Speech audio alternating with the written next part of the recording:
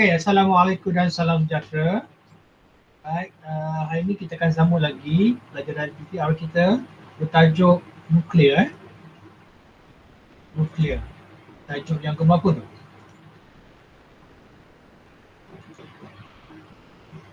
Okey, nuklear, bab 6. Okey, kalau sedia, okey, kita mulakan. Okey, fizik nuklear untuk kesesan baru ni, untuk pelajaran fizik dipanggil fizik nuklear. So itu ialah bab 6, kita akan mempelajari tentang reputan radioaktif dan tenaga nuklear. Reputan radioaktif ni banyak dia punya subtitle dia. Kita cikgu tunjuk satu persatu kamu kena ambil tahu semua tu. Okey, walaupun dalam buku teks tak berapa banyak, kita akan keluarkan semua apa yang perlu dipelajari sebelum kamu jawab exam.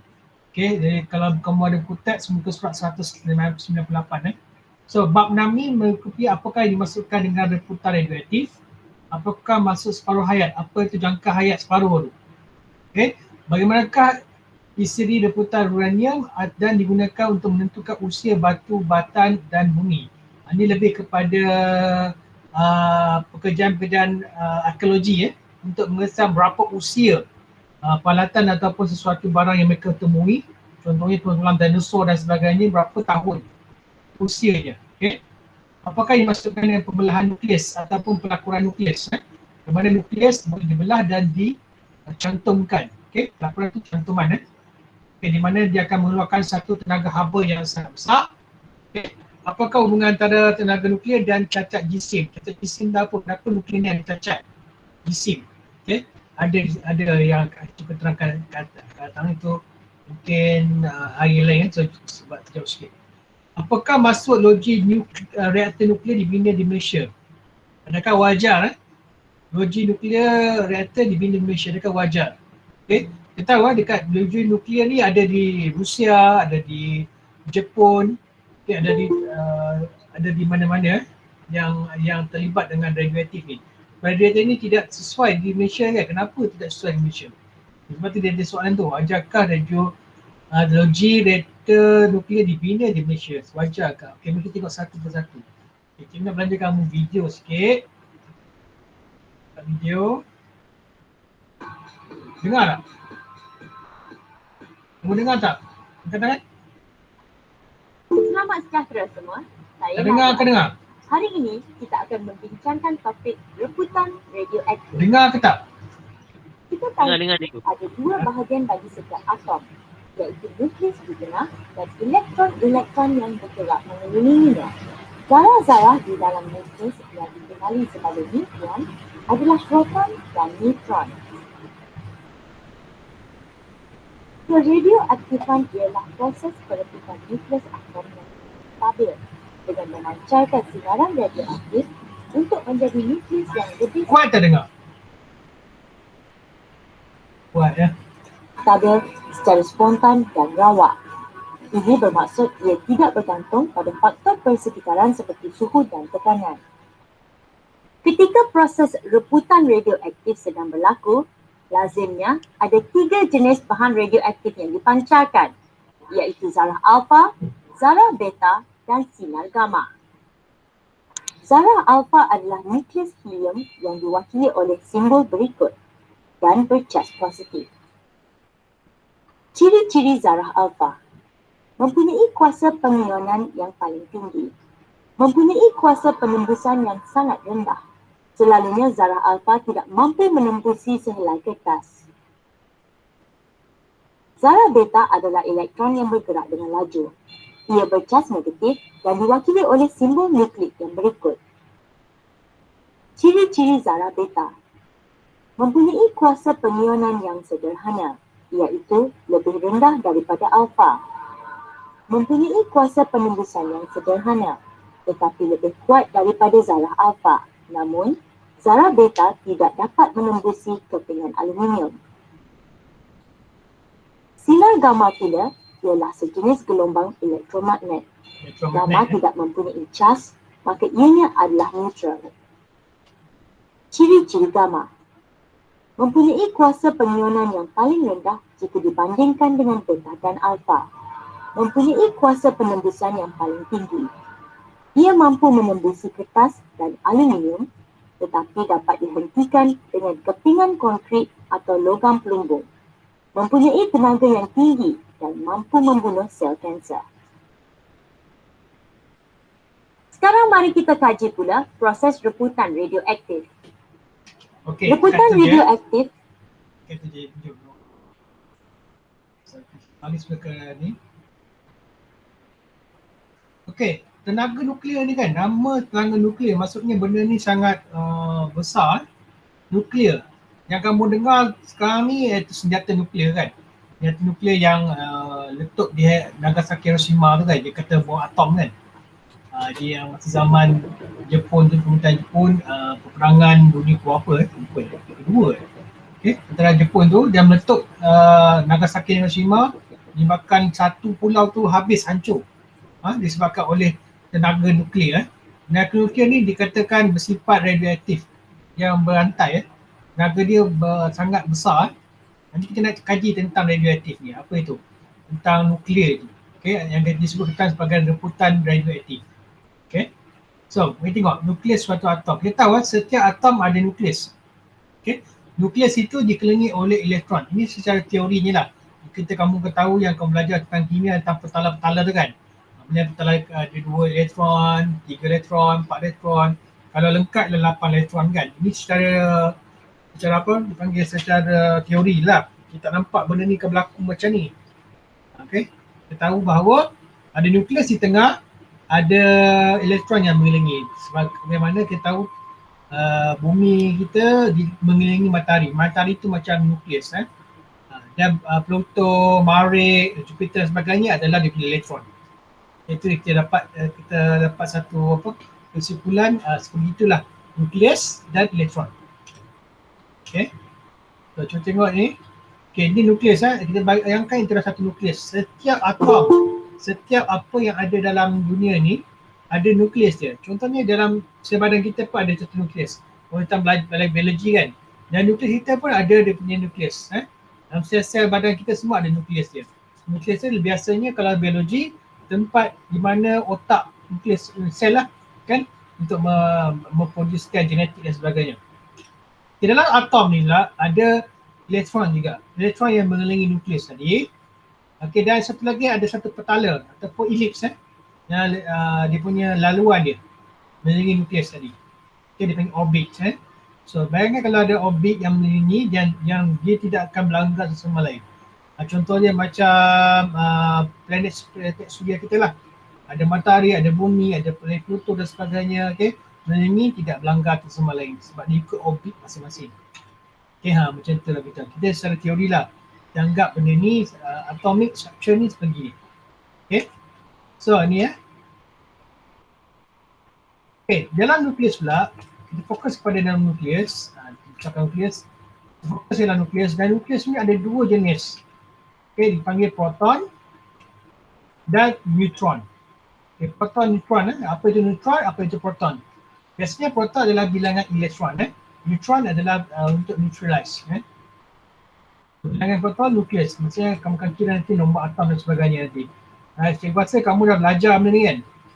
Nombor atom, Z, nombor neutron, nukleon, nombor A dan sebagainya dah belajar dalam kimia. Okay, cukup cepatkan. So, nukleik dan notation. So cikgu campur-campur sikit nota cikgu BI dan bahasa Malaysia. Okay, nukleik dan notation maknanya dia mengelilingi nukleus tadi X, A dan Z. Ni kamu pernah nampak kan dalam model struktur atom dalam tanda berkala. A tu apa, Z tu apa. Okay. So A ialah nucleon numbers dan Z adalah nombor proton numbers. Biasanya nombor proton yang cikgu sebut tadi, nombor proton numbers adalah nombor bilangan elektron. Okay. So A tolak Z dari number neutron. A tolak Z adalah nombor nukleon. Maksudnya nukleon ni dalam bahasa Melayu panggil apa cuba mesin proton ke? Mesin atom ke? Kita tengok dalam nota BDM ditolak dengan nombor proton, kamu akan dapat jumlah neutron. Kita tahu dalam nukleus ni ada berapa jenis unsur? Proton dan neutron kan? Neutron tu adalah hasil tolak daripada A, neutron number, nombor atom, tolak dengan proton ataupun tolak dengan elektron. Kamu akan dapat hasil neutron. Neutron. Neutron tu apa? Kita tengok kenapa ada dia.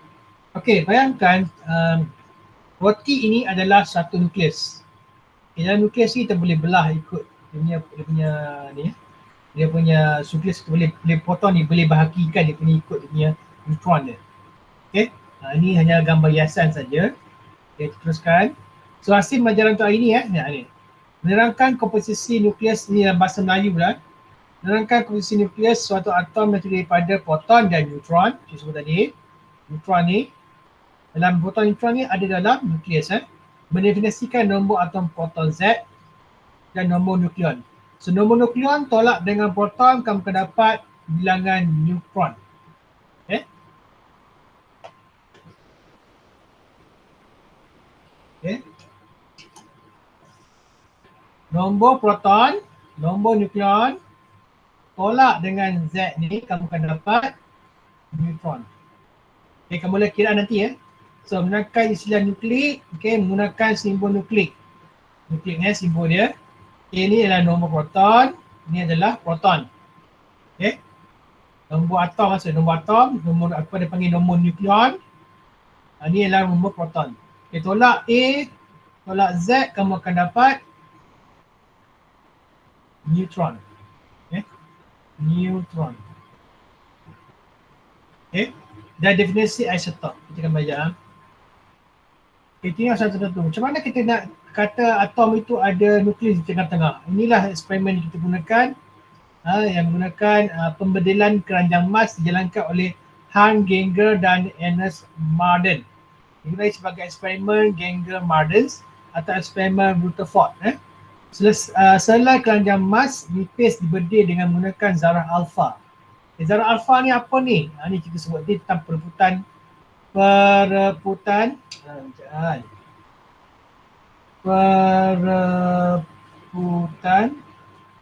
radioaktif. Ada 3 jenis sinaran akan keluar nanti. Okay, alfa, beta dan gamma. Okay. Alfa ni kita guna pakai untuk bedil keranjang Mars. Okay, bila kita bedil keranjang Mars, apa yang terjadi di sini?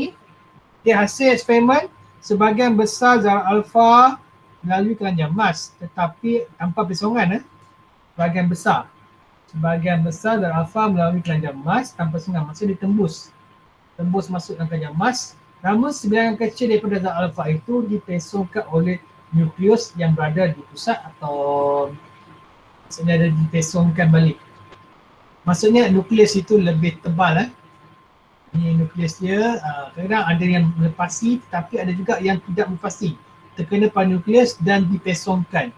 Bermaksud setiap atom itu ada dia punya nukleus ataupun di tengah-tengah dia ada center dia. Okay? Itu dia eksperimen yang dijalankan oleh Hendra, Geiger dan Ernest Marden dikenali sebagai Rutherford. Rutherford ni adalah eksperimen untuk untuk menentukan sama ada setiap atom itu ada nukleus. Ini ada nukleus lah kalau buat eksperimen ni. Okay, so kita kenali tentang nukleus. Nukleus ni tebal sikit daripada ni. Maksudnya bila ada satu atom alfa yang cuba untuk kena pada nukleus, dia akan dipantul balik. Sebab itulah keranjang Mars itu yang dibagi sebagian eksperimen Rutherford tadi. So nukleus kita ada kita ada atom, kita ada neutron. Okay, dalam nukleus yang kita sebut tadi, ada nombor proton dan nombor neutron. Okay, neutron ni apa tujuan dia? Okay, biasanya proton ni adalah sama dengan elektron, bilangan elektron. Okay, dan proton ini bersifat positif. Nilai charge dia, ingat lagi apa, ada 1.6 kali dengan 10⁹ apa ni? Coulomb. Masih boleh pakai lagi 1.6 10⁻19. Okay, ini charge Coulomb. Di sini adalah 1.67 kali dengan 10⁻27 kilogram. Sangat kecil. Dan neutron, dia neutral, dia ada bercharge, kosong. Tapi masih lagi sebiji, segibit kecil. Satu atom neutron adalah berjisim 1.67 darab dengan 10⁻27. Dia sama saiz dengan proton dan elektron. Okay, nombor nukleon dan nombor gisim A. So mari kita kenal satu persatu. Cikgu ulang balik ya, benda ni sebenarnya kawan akan belajar dalam kimia nanti ya. Cikgu hanya pintas selalu ya. So untuk nombor nukleon kita sebut tadi itu adalah nombor proton tambah dengan bilangan neutron. Okay, nombor proton tambah neutron. Jadi sebab itulah cikgu tadi kalau nak cari neutron ialah A tolak Z sama dengan N. Betul tak? Sebenarnya A itu adalah N tambah Z. Itu. N itu adalah bilangan proton, Z itu adalah bilangan proton. Ini kena tahu sebab ada simple je, ada soalan objektif. Soalan objektif akan tanya berapakah nombor neutron dia, berapakah nombor proton dia, berapakah jumlah neutron dia dalam satu unsur, satu nukleus. So, lihat di sini hidrogen, karbon, oksigen. Kita ambil contoh unsur-unsur yang ada dalam jadual berkala. Hidrogen, karbon, oksigen. Bila kamu jalan color, kamu nampak benda ni. Dalam jadual berkala kamu. Kalau kamu ada jadual berkala dalam di tepi kamu, di buku teks kamu ada, tengok So contoh hidrogen. Hidrogen dia start dari satu. Satu ni apa? Satu ni adalah dia punya A ke Z? A A atas, bawah Z.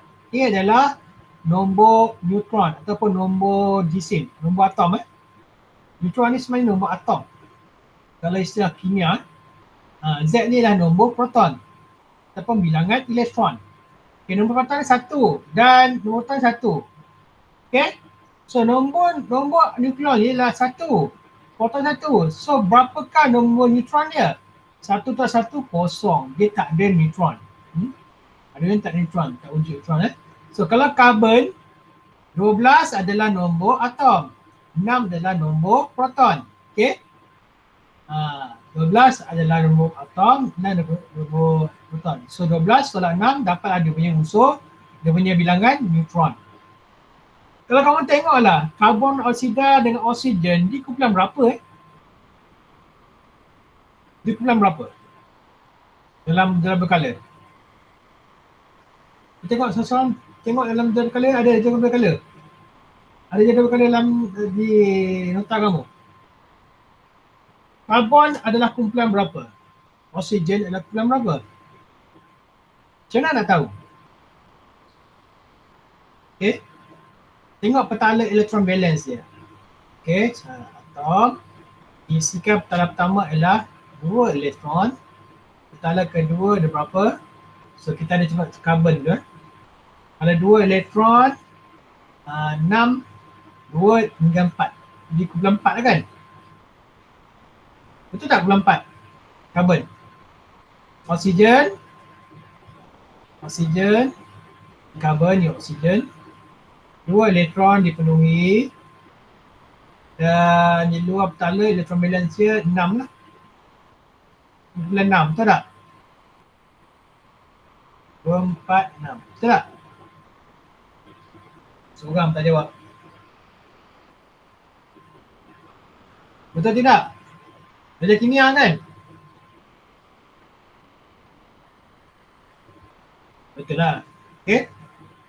So, jadi hasil tolak daripada nombor nukleon tolak dengan proton, kamu dapat hasil neutron. Okay, kita mau buang masa sini ada banyak lagi. So, nombor proton bahagi dengan ataupun nombor atom ialah bilangan proton. Okay. So, sesuatu spesies nukleon mempunyai bilangan proton dan neutron yang ditentukan oleh A maksud tadi. Inilah nombor atom ataupun dipanggil nombor nukleon. Nombor proton iaitu ataupun bilangan elektron simbol unsur dia ni. So, X itu, contoh X tadi kita cakap tadi oksigen dan karbon. Kalau karbon dia sebut C. Karbon biasanya 12. Okay, dan biasanya 4. 4 lagi. 6. Okay, tu. So 6 ini menunjukkan nombor atom ataupun nombor nukleon. 6 ini pula ada menunjukkan nombor proton ataupun bilangan elektron. Okay, cuba tengok betul. Jenis zarah dalam bentuk AZ. Okay, proton 1,1p, neutron 1,0. Dia tak ada bilangan proton. Okay, so elektron ada negatif 1. Sebab itulah kalau ada E keluar, ia ada negatif 1, berunsur negatif. Ini ialah berunsur positif. Ini neutral.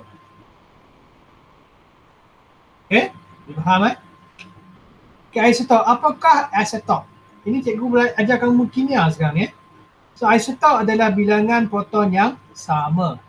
Okay. Unsur yang sama, contohnya hidrogen, unsur yang sama, dia mempunyai bilangan proton yang sama. Proton yang sama. Kita tengok ada berunsur yang sama. Ini tak sama lah kan? Dia unsur sama. Okay, tetapi nombor nukleon yang berbeza. Nukleon ni apa nukleon? Nukleon inilah bilangan. Nombor nukleon ni adalah bilangan je lah. Okay, tak ada. Lepas je tak. Cikgu tak nak teruskan ni sebab ni dia belajar kimia. So kita tengok terus bahagian topik utama kita iaitu perebutan radioaktif. Tadi pengenalan je. Apa itu perebutan radioaktif? Ini kena hafal apakah yang dimaksudkan dengan perebutan radioaktif. Contohnya apa ni? Ini apa ni? Ini momia. Momia ni tak tahu berapa usia momia. Tiba-tiba kamu korporat jumpalah mayat ni. Berapa usia mayat ni? Tetas semalam mati ditanam. Dia mami ya. Dia mami. Mamia.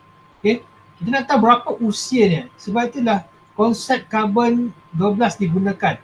Radioaktif kita tembak radioaktif, kita akan dapati usia berapa tahun mamia ni dibungkuskan. Mami kenapa orang dulu zaman dulu dibungkus mamia ni Bila buka ada lagi isi dalam ni. Sebab ada proses dia panggil, dia tak tua dia panggil. Dia menjaga organisma dalam badan dia. Cakap kadang-kadang mamia ni kita buka nampak lagi muka yang cantik. Okay ya, tolong hafal Keradioaktifan bermaksud proses perebutan nukleus yang tidak stabil dengan memancarkan sinar radioaktif untuk menjadi nukleus itu lebih stabil secara spontan dan rawa. Okey, ayat yang sesuai. Ya, ada orang nak kacau. Kejap.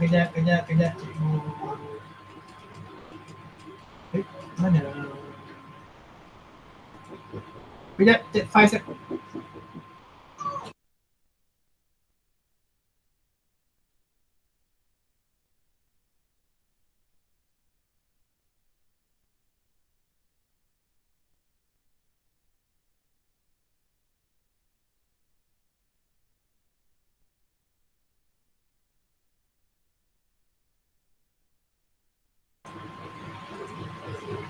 Okay, sorry, nak kacau.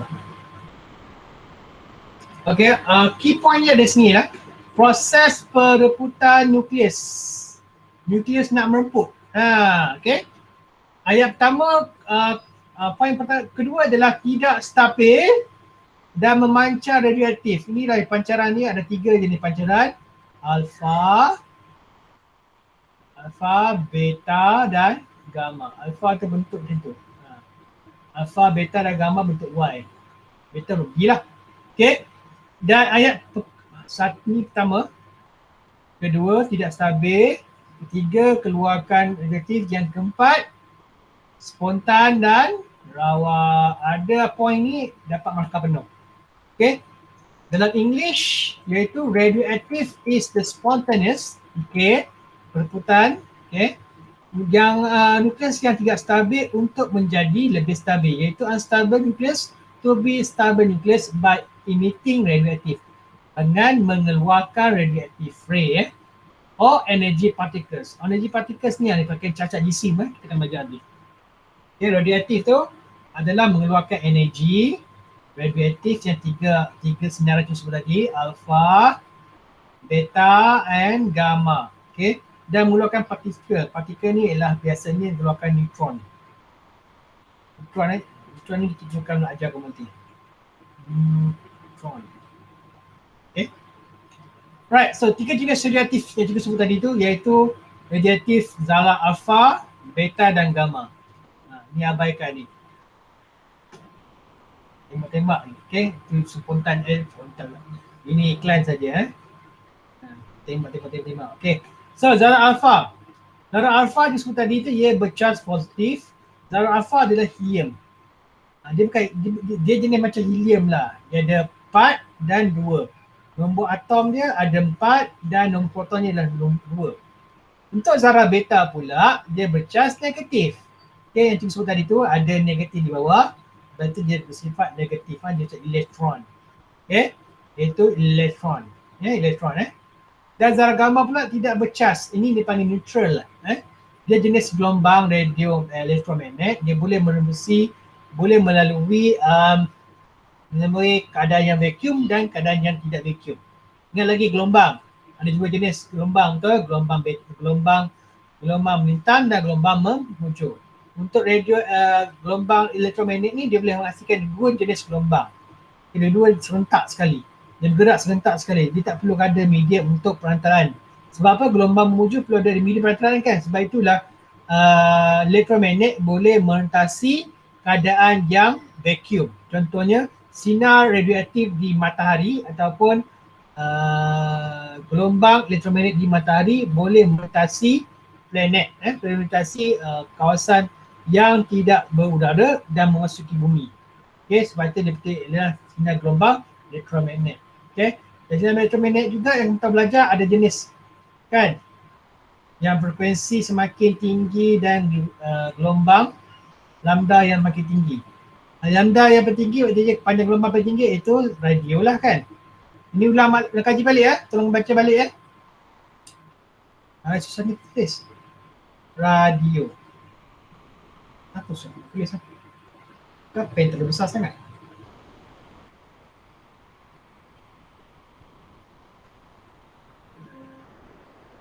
Ada size, tak ada size, susah pula.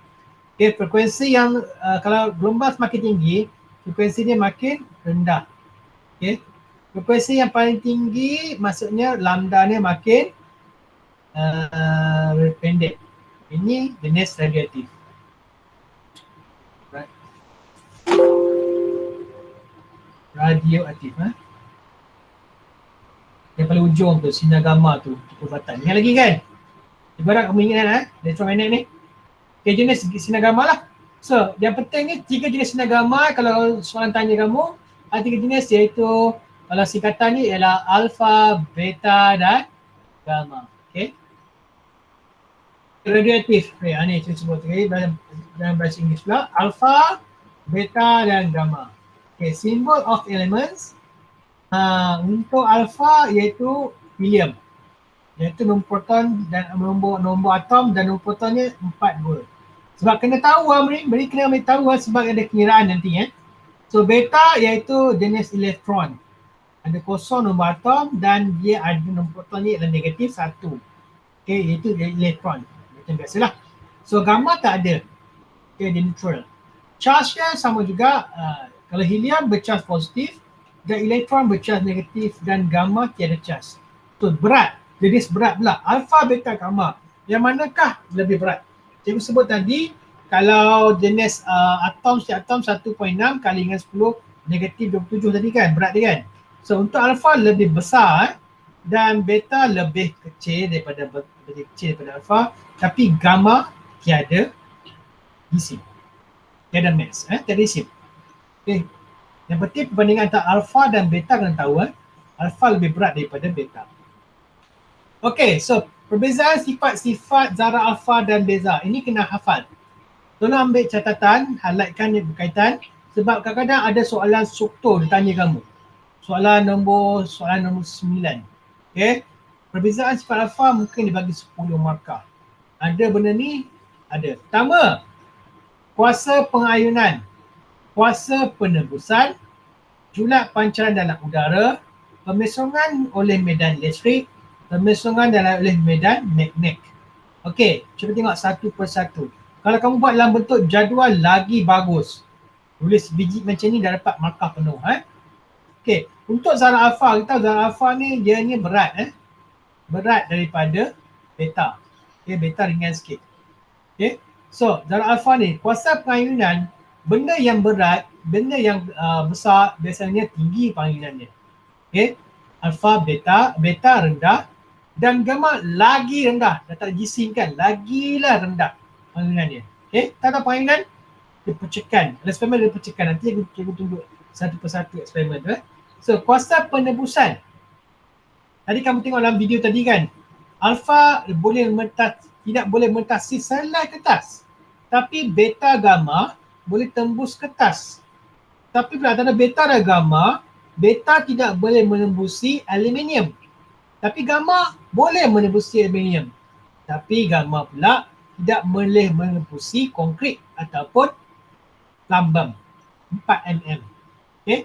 So, kalau cakap tentang penembusan antara tiga-tiga ni, tak perbezaannya. Pertama, zar alfa memang sangat rendah berbanding dengan beta dan yang paling tinggi adalah gamma. Okay, tolong catat untuk rekod kamu dalam nota ringkas kamu. Okay, julat pancaran dalam udara. Julat pancaran dalam udara.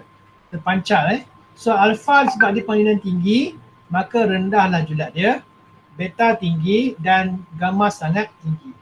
Okay, pemisangan medan elektrik dan magnet ni lebih kurang sama macam kita belajar tentang elektromagnet. Ingat lagi. Okay, dipesongkan oleh plat negatif. Kenapa dipesong plat negatif? Sebab alfa ni bersifat positif. Betul? Dan elektron ni bersifat negatif. Kalau dia dipesong oleh plat negatif, maka yang ni pula dipesong oleh plat positif. Dan agak gamma dia special sikit, tiada pesongan sebab dia neutral. Neutral. Okay, neutral tak perlu dipesongkan, dia jalan terus dia straight. Okay, so pemisangan medan magnet pun lebih kurang sama macam listrik. So kalau cakap tentang posisi negatif tak boleh ditentukan, kita tahu bahawa alfa ni lebih berat daripada beta. So dipesong lebih banyak sebab ada momentum. Dia lebih berat daripada momentum yang sangat tinggi, MV ni sangat tinggi. So sebab tu dipesong lebih ni. Kalau kamu ada bola batu dengan batu ringan kan, kamu lontar, siapa lebih laju? Siapa lebih jauh pergi? Batu yang berat, betul? Okay, dipesongkan sedikit saja. Okay, dan tiada pesongan sebab dia neutral. Okay, boleh nampak Kalau keluar soalan dia tanya kamu perbezaan antara zarah alfa, beta, gamma, kedaran sinaran gamma, beta dan alfa ni, kamu dia jawab begini. Jawab dalam bentuk jadual pun sudah memadai. Okay. Saya boleh tengok apa itu pengayunan. Tengok satu persatu pengayunan, penembusan, julat pancaran udara dan pemisangan elektrik dan pemisangan magnet. Cuma satu. Kesan pengayunan. Pengayunan ni lebih kita tengok percikan nanti So, kuasa pengayunan ialah keupayaan suatu sinar radioaktif menyesarkan elektron daripada molekul udara menghasilkan satu pasangan ion. Ini cikgu sebut tadi So, macam mana kita nak tahu pengayunan? Ini tak perlu kamu nak hafal, kamu tahu dia.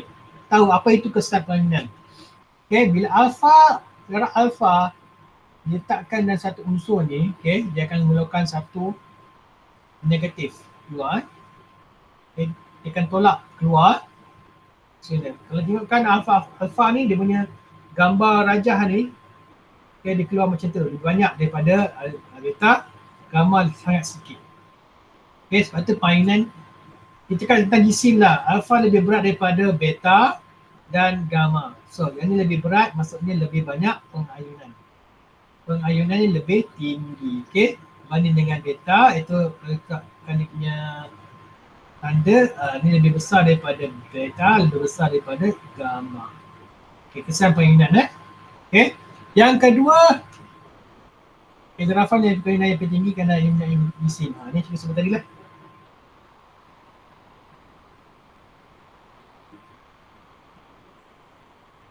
Okay, sebab jisim menunjukkan tentang jisim, alfa lebih berat daripada darah, beta dan sinar gamma. So kita cakap tentang jisim dia. Okay, tentang jisim dia. Tentang jisim dia. Okay, yang kedua iaitu kuasa penembusan. Ini cikgu sebut tadi. Alfa selai kertas pun tak boleh tembus. Okay, alfa bergerak tapi tak boleh tembus dengan selai kertas. Okay, tapi beta dan gamma gerak-gerak tembus kertas. Tetapi untuk beta, untuk 3 mm aluminium, Al kan, aluminium. Aluminium tak boleh tembus, tapi gamma balik masih lagi boleh tembus. Okay, bayangkan kalau gamma boleh tembus, maksudnya badan kamu boleh tembus tak? Boleh tembus juga Bayangkan, aluminium tu lebih keras. daripada badan kamu.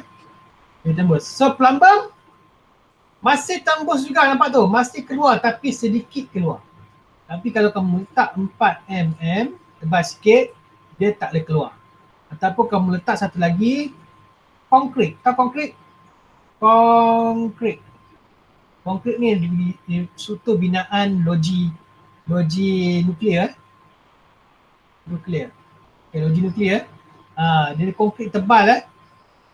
Dia ada dia hasil campuran logam. Okay,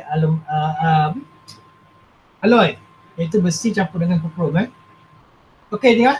So kuasa perusahaan dimulai oleh kuasa pengayonan. Nampak kuasa pengayonan? Kita kaitkan dengan kuasa pengayonan tadi. Yang paling tinggi kuasa pengayonan adalah alfa, betul? Kemudian beta, lepas tu gamma, betul? Alfa kuasa pengayonan lebih tinggi. Okey, maksud dia lebih banyak kuasa pengayonan, kuasa penembusan dia kurang. Begitu. Okey. So kuasa dipengaruhi oleh kuasa pengayonan. Semakin tinggi kuasa pengayonan, semakin rendah kuasa penembusan. Itu saja. Ingat itu je. So sinar gamma kuasa pengayonan tak ada. Sebab itu dia sangat tinggi kuasa penembusan. Okey, setakat ini jelas? Boleh faham? Okey, tentang pemesungan medan elektrik. Tentang medan elektrik ada positif, plat positif, ada plat negatif. Betul tak? Kita tahu alfa bersifat positif. Kalau alfa lalu di bahagian ni, dia cari siapa? Dia akan cari plat negatif. Dia plat positif akan menolak dia, sebab itu alfa naik ke atas. Tapi beta ni bersifat negatif. Bersifat negatif kan? Tapi dia akan mencari plat positif tu. Cuba tengok betul antara alfa beta, kenapa beta masih kedebuk jatuh? Kenapa alfa kedebuk ke depan sikit? Sebab ini perbezaan GC. GC yang besar, momentumnya sangat tinggi. Betul tak? Dia tinggi, lontarannya keluar dia kalau pergi jauh sikit daripada alfa. Daripada beta. Beta dia memang dia akan pergi cari positif. Tapi dia jatuh lebih cepat daripada alfa. Kenapa tak macam ni? Kan sama kan? Dia cari plat positif kan? Tapi beta dia tunjuk ke separuh jalan ni. Ini dari segi perbandingan GC antara alfa dan beta. Okay? Saya harap korang faham boleh kenapa dia pendek dengan alfa beta. Sebab beta ni GC-nya lebih kurang berbanding dengan alfa yang berat. Okay, yang berat lebih jauh dia pergi. Okay, tapi dia akan melekat pada plat positif, plat negatif dan ditolak oleh plat positif. Tapi antara beta pula dia bersifat negatif, dia akan ditarik oleh positif dan ditolak oleh negatif. Tetapi untuk zarah gamma, sinaran gamma, dia tiada positif, tiada negatif. Dia bersifat neutral. Jadi dia meneruskan perjalanan ini terus. Okay. So penyusunan zarah alfa lebih ketara daripada penyusunan zarah alfa. Beta lebih ketara daripada penyusunan zarah alfa. Ini kerana jisim zarah alfa adalah jauh lebih kecil daripada jisim zarah alfa. Sebab itu dia senang ditarik. Senang sangkut. Termasuk je pop jatuh. Okay, untuk zarah beta. Boleh faham Okay. Okay, kalau penyusunan medan magnet. Medan magnet ni kita tengok dia banyak ke sedikit sebenarnya. Bukan ni gunakan petua tangan kiri termin untuk menentukan arah penyusunan. Kalau dia masuk, ni masuk ni pangkah dia masuk. Maksud arah medan ni untuk tangan utara ke selatan utara ke selatan. Utara selatan masuk dan kamu nampak arah dia pergi. Okey. Tapi kalau ikutkannya bahasa yang kita letak dia banyak terpesong ataupun sikit Tengok tadi yang ni. Untuk minit lebih banyak ataupun lebih sedikit. Okey, ini ayat ni saja. Okey, tak payah pening-pening. Untuk zarah alfa lebih banyak dipesongkan oleh medan magnet dan zarah beta lebih sedikit. Sebab alfa ni sebab dia besar, ni kecil je. Okey. Magnet nampak dia senang dipesongkan sebab dia besar. Cuma elektrik dia lain sikit. Elektrik dia melekat. Okay. Untuk zarah alfa dipesong lebih besar banding dengan beta. Di gambar tak ada pesong lah, neutral. Straight.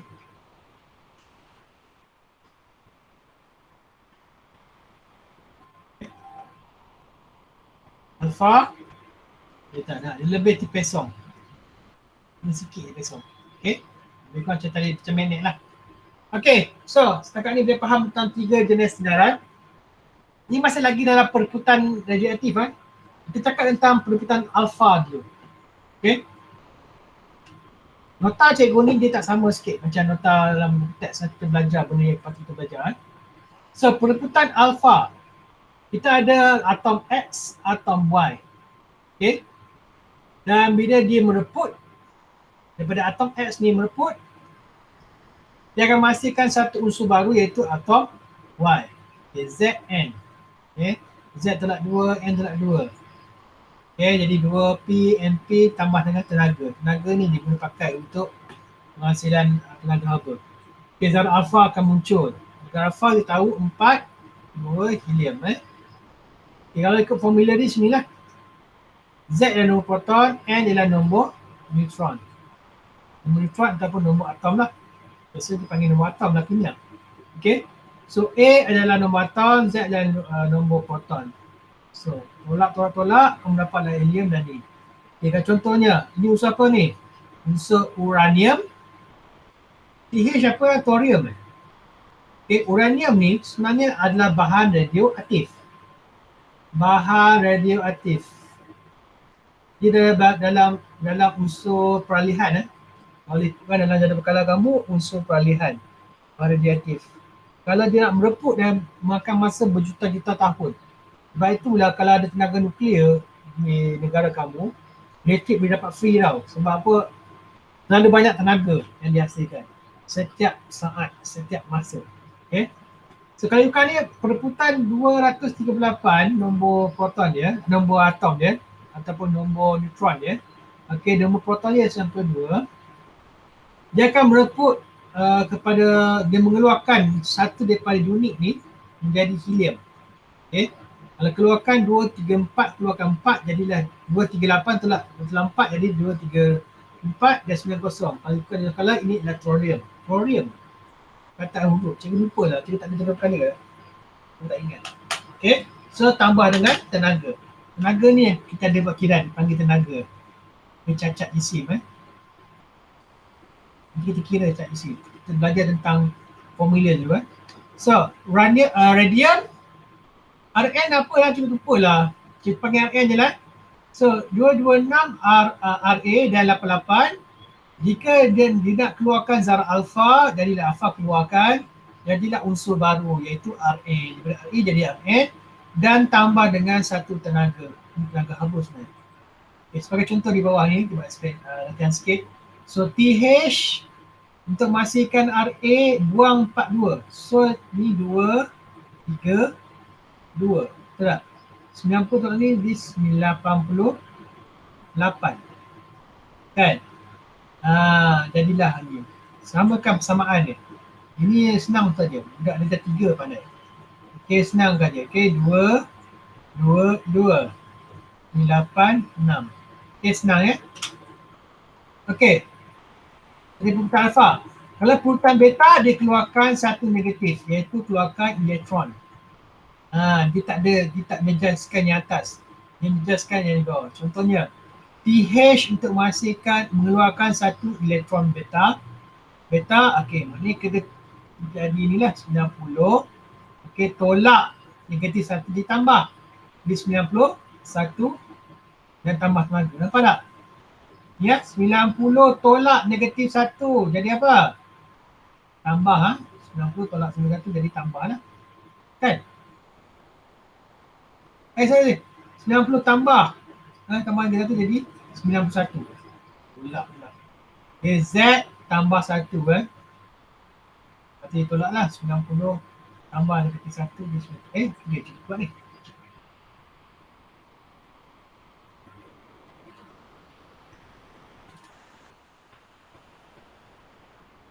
Betul.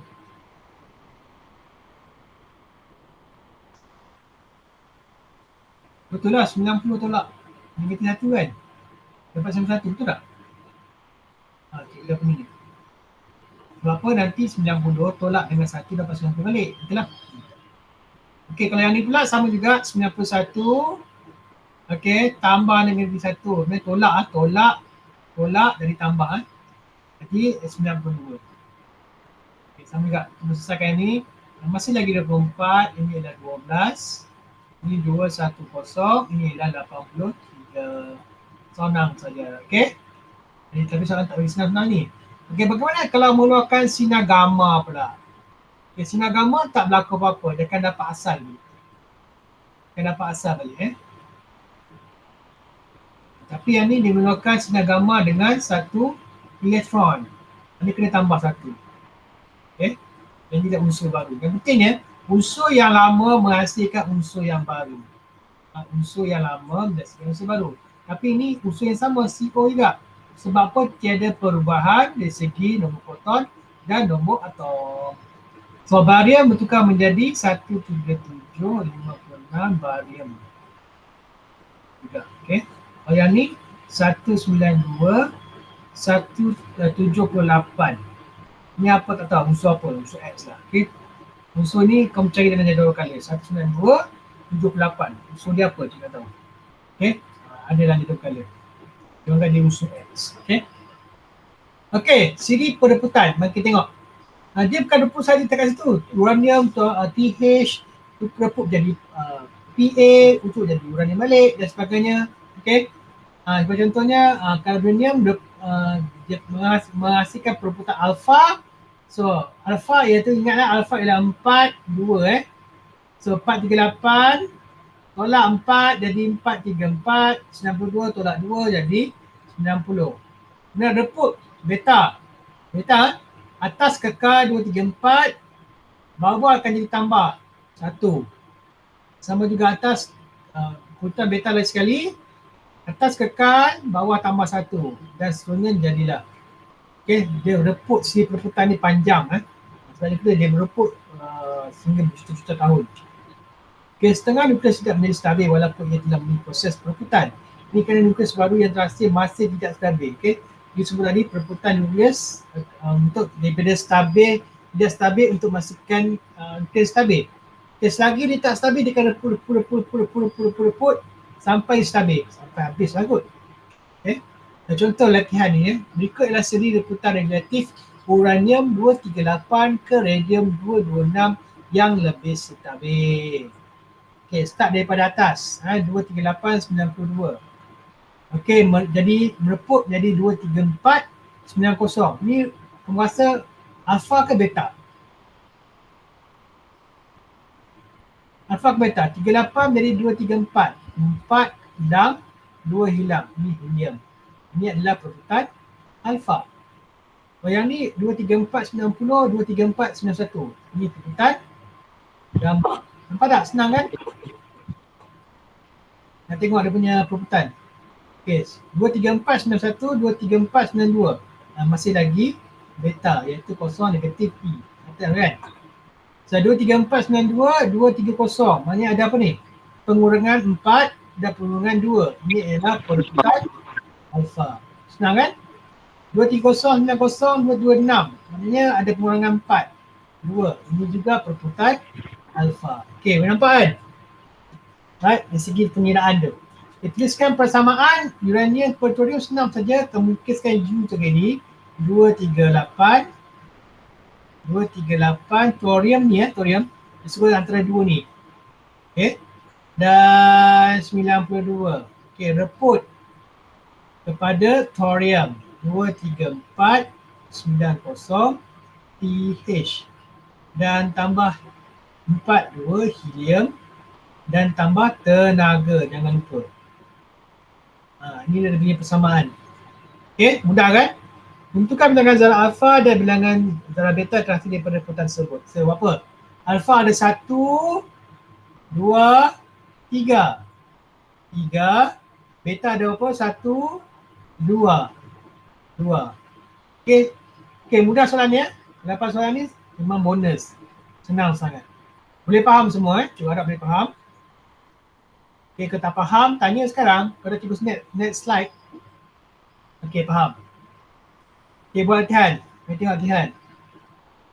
Okay, nuclear equation above show natrium U24 decay to magnesium 24, magnesium emit mengeluarkan 9X.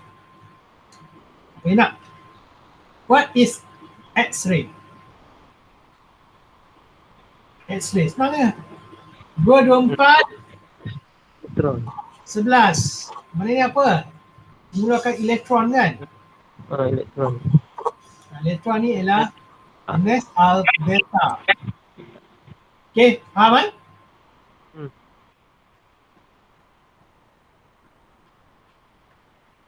Faham lah. Okay, yang next beta decay. Okay, ni pula. Sama. Masa ni keluarkan sinar apa? Gamma. Yes, gamma. Kan kita lagi identify dia punya sinaran. Okay, seterusnya.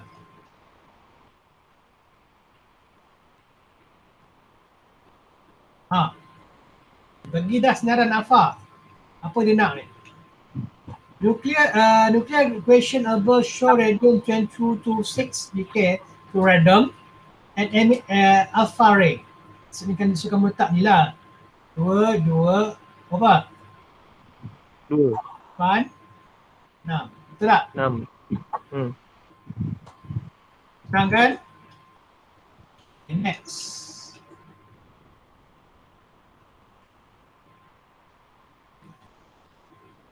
Kita dapat ni sebenarnya cerita dia.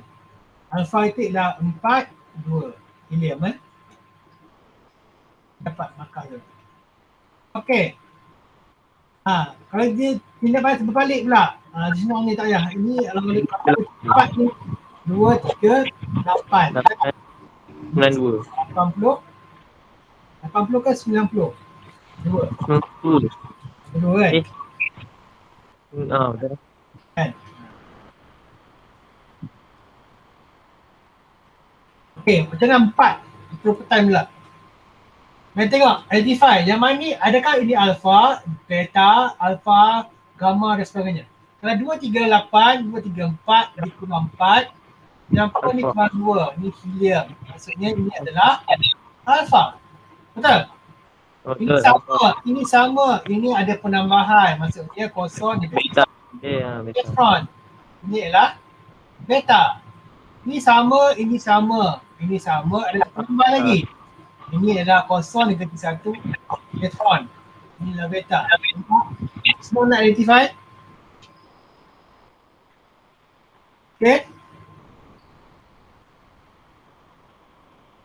Kalau buat graf, macam ni graf dia. Dia mereput daripada 238, reput dari 234. Kemudian 234 kekal. Okay. Kekal. Jadi dah macam tu. Okay, dapat.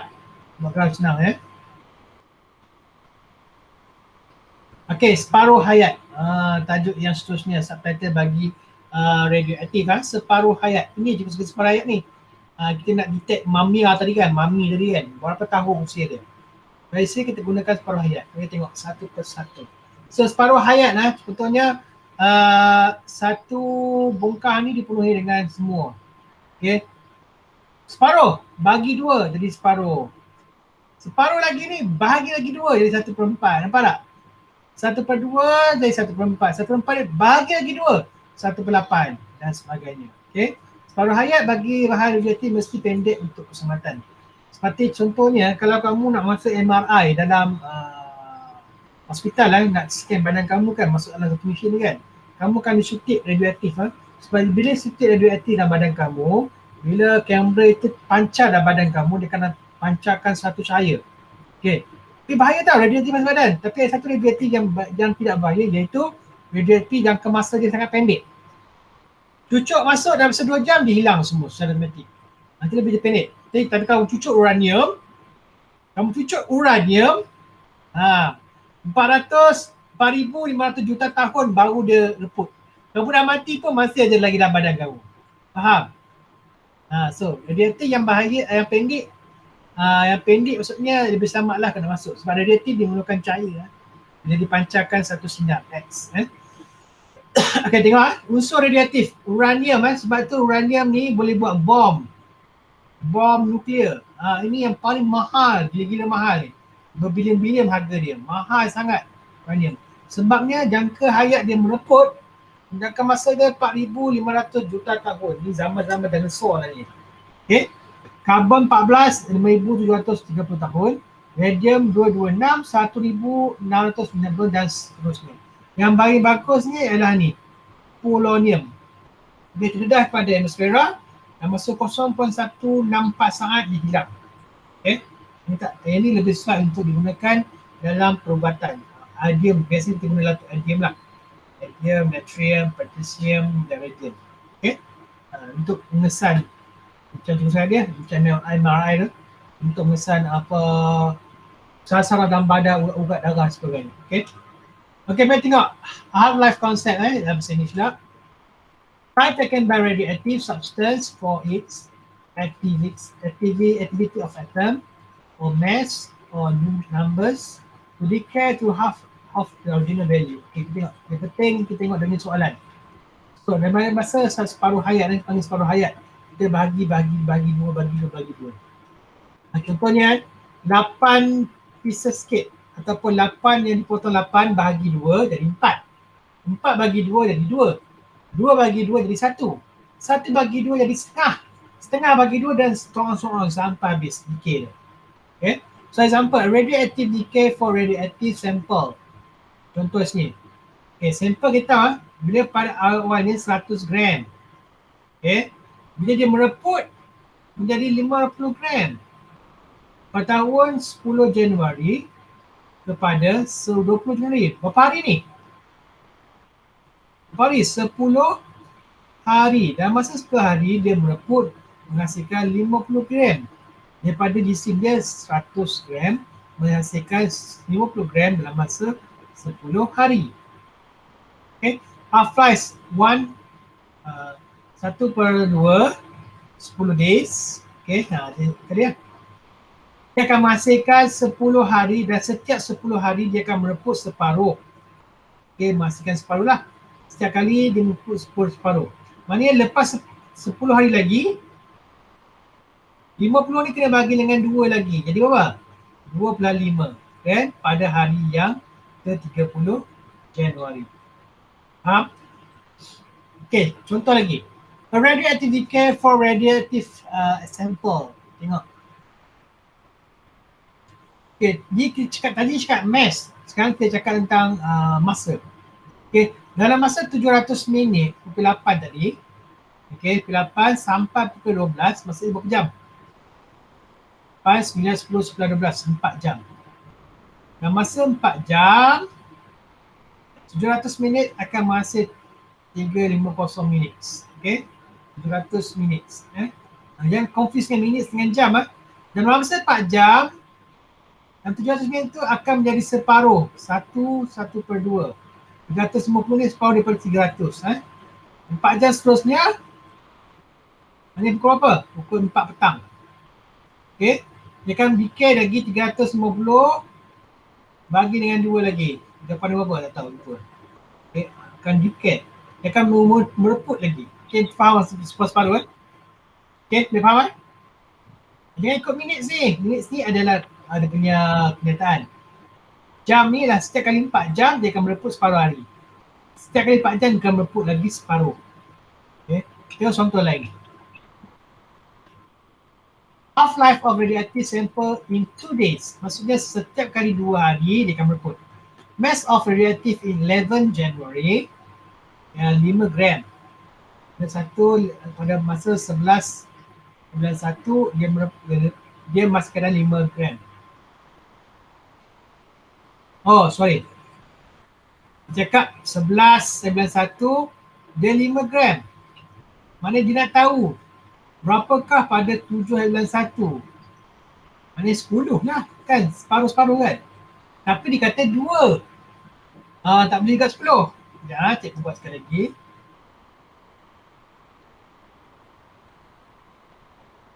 Cikgu ulang sekali lagi. Setiap kali 2 hari dia akan mereput, betul? Mereput separuh-separuh. Okey, dia bagi masa 7 hari bulan 1 sehingga 11 hari bulan 1. Berapa hari ni? 7, 8, 9, 10, 11. 4 hari. Maksudnya dia mereput sebanyak 2 kali. Betul tak? 2 kali kan. Perebutan yang pertama 7, 8, 9 pada 9 hari bulan 1. Perebutan yang kedua pada 9, 10, 11. Betul lah. 9 9 1 kan. 2 kali rebut 2 kali rebut. Maksudnya kalau ini dah 5 gram, maksudnya di sini of course lah darab dengan 2 betul? 10 gram. 20. Akan jadi 20 gram. Betul tak? Betul. Betul lah?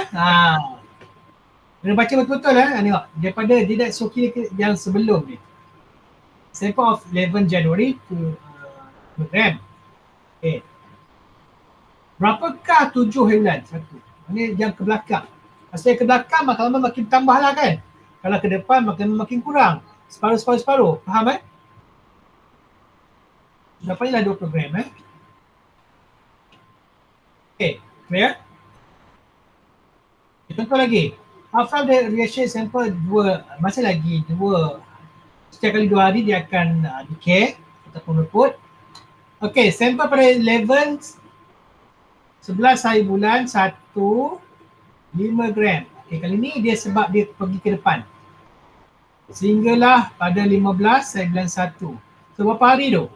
11, 12, 13, 14, 15, 4 hari. Maksudnya setiap 2 hari dia akan mereput. Okay. Pada masa hari kedua, berapa bulan? 11, 12, 13. Pada 13 hari bulan 1 dia akan mereput menjadi 2.5. Betul? Kan? Pada 15 hari bulan, 2 hari selepas itu dia akan mereput lagi 2.5 bagi 2. Berapa? 1.25 1.25 gram. gram. Itu jawapan dia. Okay? Ini ke depan maksudnya mereput makin lama makin sikit. Okay, boleh faham So, a sample of radioactive half-life in 5 days. Okay, mereput dalam masa 5 hari. Okay. What is activity in 100 seconds? 1000 seconds subsequent after 10 days. After 10 days, lepas 10 days maksudnya 100, 1000. Lepas keluar dah. 1000. Okay, ni satu abjad akan mereput pada 5 hari. Okay.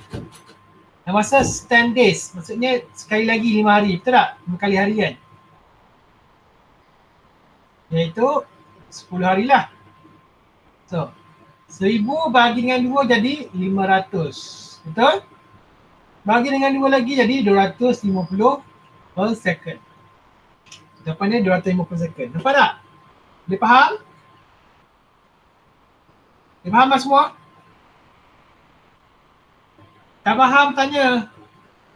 Boleh faham Reputan ni senang je. Akan mereput pada 250 second. Jangan confuse dengan ayat second, dengan ayat hari, jam dan sebagainya. Kalau reput-reput, kalau substance. Okay, sekali lagi. Kita tengok. Kita nak testkan pula. Below is record of radioactive decay for a sample recorded by student. Okay, ni yang dicetak di student. Okay, pada tahun ni tahun bukan hari.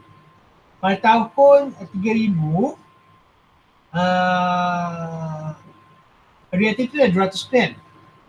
Tiba-tiba pada tahun 4000, radioaktif itu menyusup menjadi 150 gram. Pada tahun seterusnya pula, dia menyusup lagi menjadi 100 gram. So, berapakah what is half-life of radioactive sample? So, ni tak berapa hari mereput? Berapa hari mereput dan berapa kali?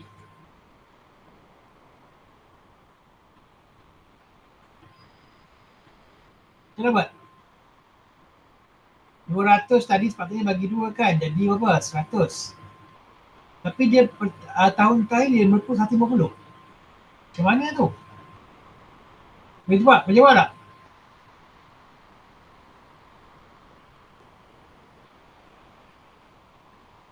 Patutnya yang ni lah kan. Dalam masa 2 tahun, dia akan mereput separuh hari, akan menghasilkan 100 gram. Betul tak? Daripada 200 gram menghasilkan 100 gram untuk masa 2 tahun. Betul tak?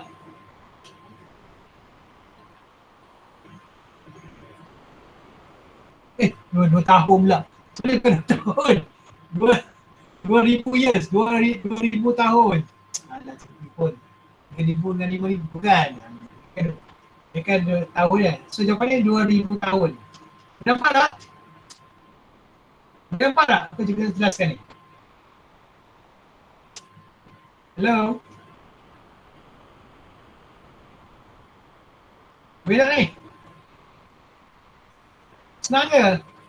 Daripada 200, sepatutnya bagi 2 kan? 100. Ini half. Masih separuh hayat. Kalau kita ikutkan ni sampai ke sini terus. Masuk di sini, kita tak boleh melalui proses ni dah. Kita terus cepat ke sini. Okay? Jadi dalam masa 2 tahun lah, 2,000 tahun lah. Okay, daripada 1,000 tahun menghasilkan separuh hayat adalah 2,000. Jadi 5,000 kali tu tolak dengan 3,000 tahun. Lama ni. Jadi jawapannya adalah 2,000 tahun. Baru dia mula mereput.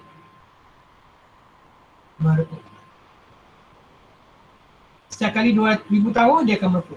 Okay, menghasilkan 100 gram. Boleh setakat ni? Kalau tak jawab, kalau tak tanya soalan, cikgu anggap kamu tahu Okay. So, mari tengok satu lagi exercise. A radioactive sample has a half-life of 3 years. Okay, 3 tahun Setiap kali 3 tahun dia akan mereput separuh. Okay. If mass of the sample is 10 gram, what was the mass of the sample 50 years ago? Yang sebelum ni. Okay, bermaksud sekarang present, dia ada, sekarang dah tinggal 10 gram. Nak tahu berapakah gram ni pada 15 tahun yang lepas. Okay, dia tahu, dia kata setiap kali 3 tahun dia akan mereput. So 15 bagi 3 berapa kali mereput? 1, 2, 3. Kan? 3 kali 3 betul tak? 1, 2, 3, 4. Oh, 5 kali. 3. Betul? 1, 2, 3, 4, 5. 5 kali dah kan? 5 kali berapa kan? So masuk sini. Boleh pakai proper sikit. Yang sikit ni Ustaz. Okey. 10 gram kat sini. 1, 2, 3, 4, 5. 1, 2, 3, 4, 5. Okey. So berapa gram kat sini? Betul tak? So setiap kali 3 tahun mereput. Jadi setiap kali tahun maknanya ni adalah untuk mereput jadi 10 ialah 20. Betul? 20 bagi 2 dapat 10. Betul? Nak mereput jadi 20 dia ialah 40. Betul? Bagi 2 dia 20. Betul tak? Nak mereput jadi 40 ialah 80. Betul tak? Bagi 2 80. Nak mereput ni adalah berapa? 160. 320 tu. Nak mereput 160 berapa? 320. 320. Senang kan dia punya ikutan sequence dia? Boleh faham? Boleh.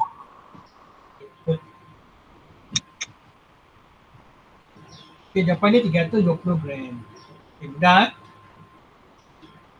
Okay. Lebih baik, cikgu lebih suka buat macam timeline ni. Sebab macam ni agak confuse sikit kamu ni. Pulang kamu lah. Yang mana yang memudahkan kamu. Okay. Kalau half-life memang sangat senang kalau soalan ni keluar. So sample reactive 25%. Okay, dia bagi 25% dalam percentage. Jangan confuse Percentage. Okay. Okay, in 5 hours. Seperti yang ni Setiap kali 5 jam dia akan mereput. Berapa persen dah keluar? Okay, a sample reactive left tinggal. 25% je tinggal. So berapakah setiap kali 5 jam? Maksudnya kita nak tahu berapa kali what is a half-life of sample?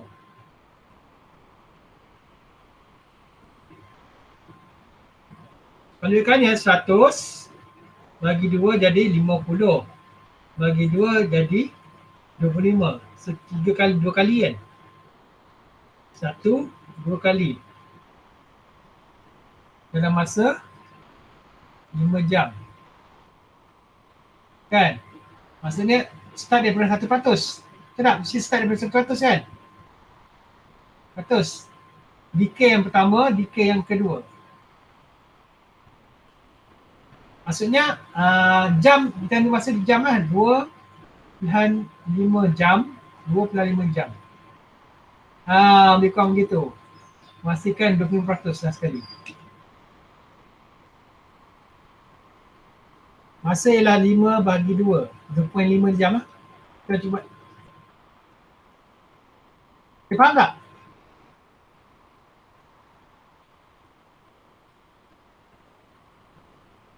Okay, faham tak? Cikgu ulang sekali ya.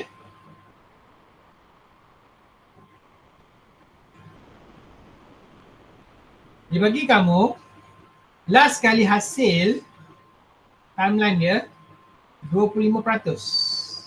Untuk sepatutnya awal dia adalah 100%. Betul tak? Okay. 100% ni kalau bagi 2, jadi tengah dia adalah 50%. Bagi dia dapat 25% kan. Maksudnya dia menjalani 2 kali perebutan dalam masa 5 jam. Betul tak? So 5 jam bagi 2 kamu dapatlah 2.5 setiap kali. Bermaksud pendek kata dia akan mereput setiap kali 2 jam 50 minit. Dia akan mereput setiap kali. Ni jawapannya. 2 jam 50 minit. Okay? 5 bagi 2 lah. 3 50 minit dia akan mereput setiap kali. Jawapan dia.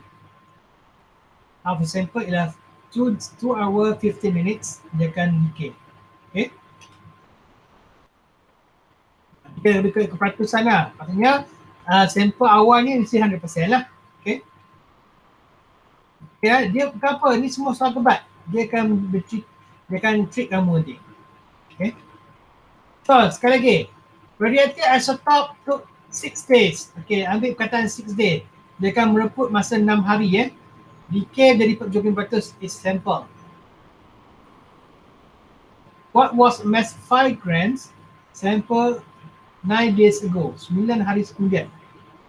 Ini memang tricky. Dia kata setiap kali 6 hari, dia akan reput kepada 70%. Daripada 100%, 6 hari akan mereput menjadi 75%. Macam mana tu?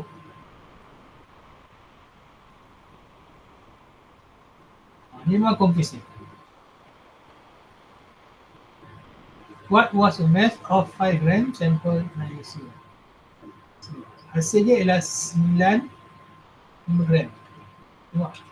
Hasil. Rupanya 40. Sekejap. Step sekejap.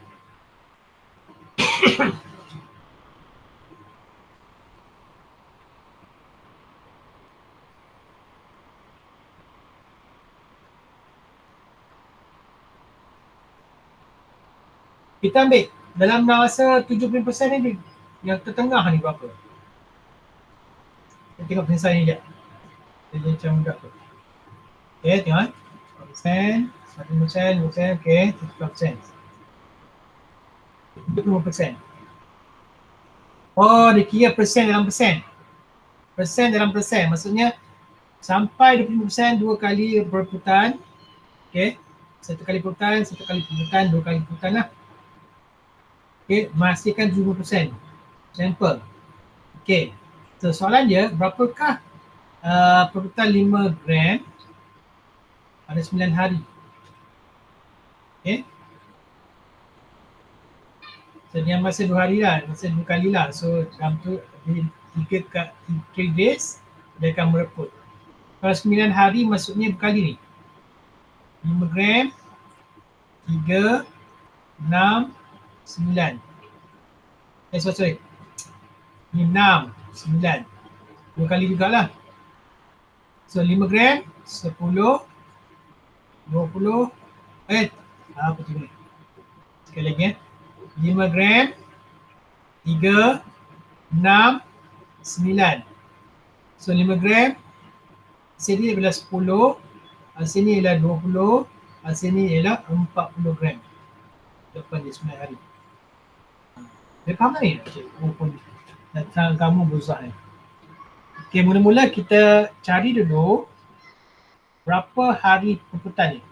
Maklumat untuk perputaran kat sini je. So inilah soalan yang sebenar. Kita cari maklumat perputaran dulu. Perputaran ni ialah setiap kali 3 hari dia akan mereput. Jadi kalau ada 9 hari ni, kita bolehlah mengenapkan pada 3 kali. 1, 2, 3. 3 kali perputaran.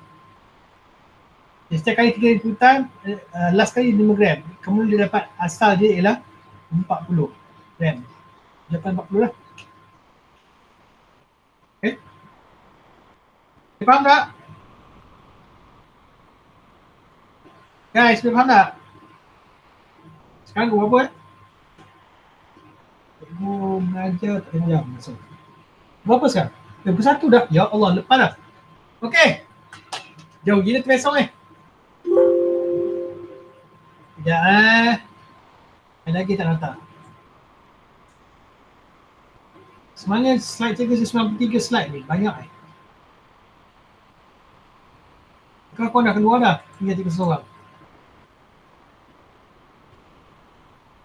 Masih ada lagi Sorry jangan ambil masa berlama sangat. Okay, sebenarnya ada lagi soalan. Okay, soalan ya. So cikgu nak minta kamu baca, buat latihan dalam buku latihan kamu Yang ni kita akan sambung lagi soalan dia. Bagus ni, tengok soalan dia ni. Okay, kita akan sambung lagi tentang